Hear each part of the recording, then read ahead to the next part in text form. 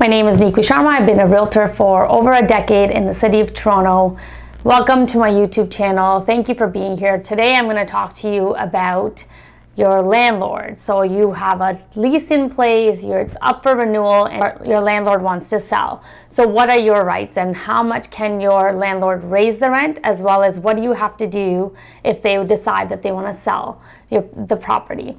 So one step at a time. So if your lease is coming for renewal, you need to know that depending on when the building was built that you're living in, there is guidelines that the landlord has to follow as to how much they can raise the rent. So if the building was built and occupied before 2018, they have to follow the rental guidelines that come out every year, and that is a percentage up to 2.5% every year that they can raise the rent. Sometimes it's 2.5, sometimes it's 1.4. It all sort of depends as to how the guidelines are decided and published. And so that is for anything that is occupied before 2018. So if you live in a condo building that was built in 2017, 2010, 1985, then those are the guidelines that your landlord has to follow. However, if the building was occupied in 2018 or past 2018, then the landlord has the right to increase the rent to market value. So that is really, really tricky, because at the end of the day, we have seen, over the years, rent has increased quite a bit. And the reason this happened was because there was a dip in the new home sales around that time. The government put out an incentive for investors to buy units so that they could raise the rent above, the allowable guidelines, therefore putting more money back into new home sales, to have this incentive to be able to increase the rent for more and obviously be able to charge more. So you need to know that your landlord can raise the rent more than the guideline if it was a unit that was built and occupied after 2018. Okay, so that's really important. Secondly, if your landlord wants to sell the house that you're living in or the unit that you're living in, what are your rights? So a lot of tenants don't know this, but you don't have to move out for the sale process.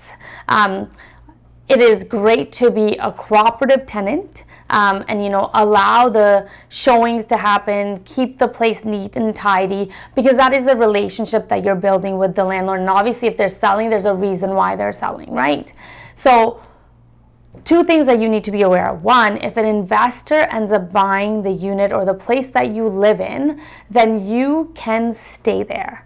As long as that's agreed upon with the new landlord, they have to technically assume you, assume the tenancy basically.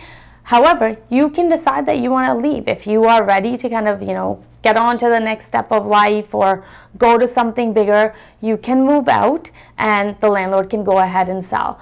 The one thing is that if you decide that you want to stay, what you should be aware of is that if an end user, so somebody that wants to live in the unit or has an immediate family member that is going to live in the unit, they have the right then to ask you to leave.